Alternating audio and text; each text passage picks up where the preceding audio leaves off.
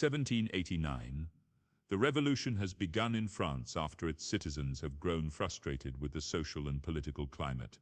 After the downfall of King Louis XVI, the people set their sights on Marie Antoinette. 1793.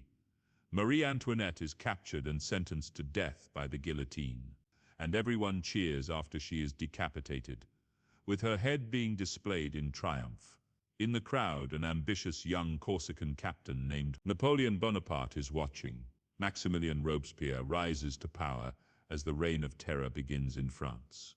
Napoleon and his brother Lucien meet with Paul Barras, a revolutionary leader, to initiate the siege of Toulon despite limited resources. Napoleon comes up with a strategy to storm the town by the port. His horse is hit by cannon fire,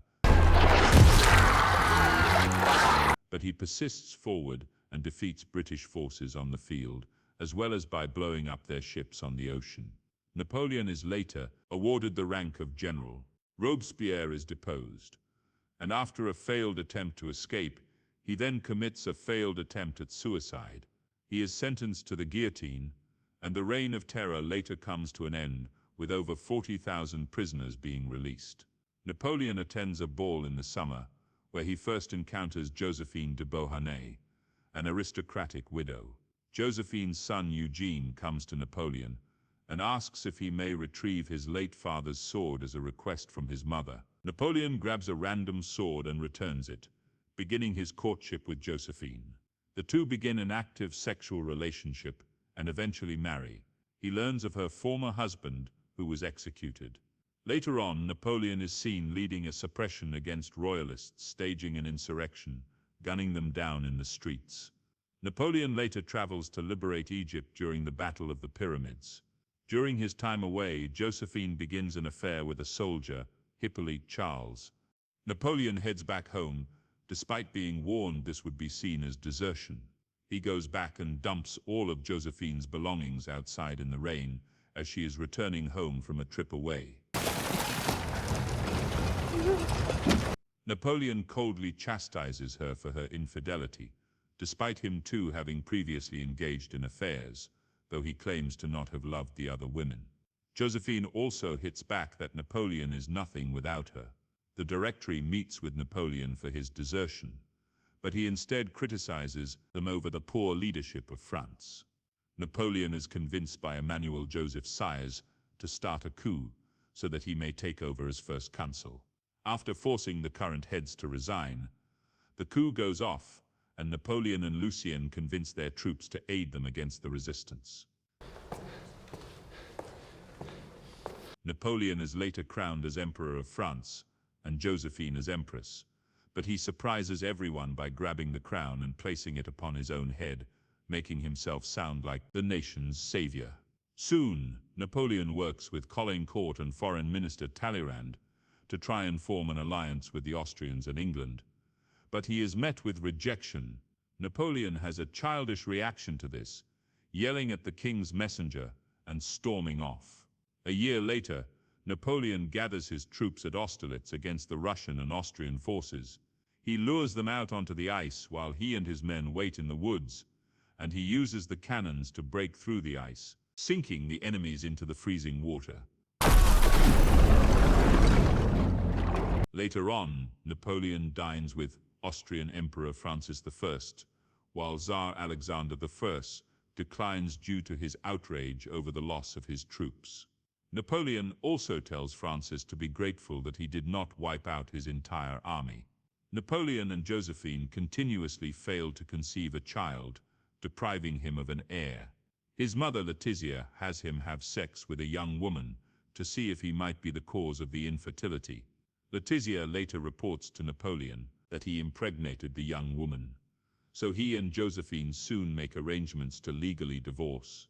They have their ceremony before a council, where Josephine hesitates to read her part of the decree, and Napoleon slaps her for it until she finishes.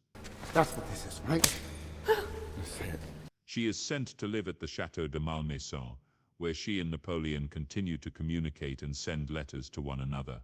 Napoleon meets with Alexander to try and court one of his sisters, but his eldest sister is already engaged, and the other is too young. He then arranges for an alliance with Austria by marrying Duchess Marie-Louise. She bears him a son a year later. Napoleon tears up upon seeing his child, and later brings him for Josephine to meet. 1812. Napoleon starts to make plans to invade Russia, due to Alexander refusing to join his peace treaty. He leads his troops at the Battle of Borodino, which sees the loss of over 28,000 French troops. But they still come out victorious. When they make their way into Moscow, they find the city completely evacuated.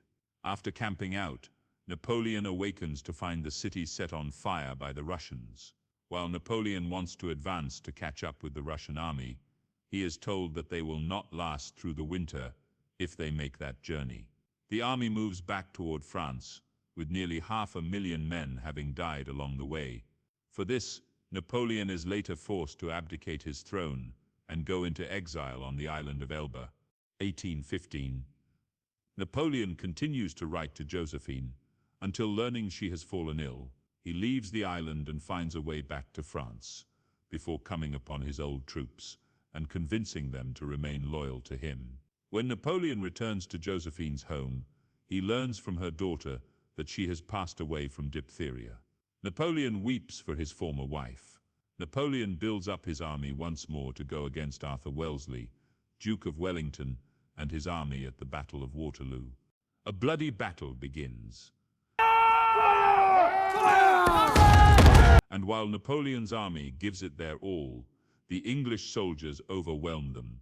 Napoleon is forced to retreat when Prussian Marshal Blucher's forces come after his army, and they surrender. Napoleon is once again sent into exile, this time to the island of St. Helena. He takes time to work on his memoirs while two girls play nearby. He tells them that it was he who set fire to Moscow, despite them having heard otherwise. Napoleon then hears Josephine's voice calling for him to join her again, and after a moment, he collapses to the ground. The ending text states that Napoleon Bonaparte died in 1821. His final words were reported to be France Army Josephine.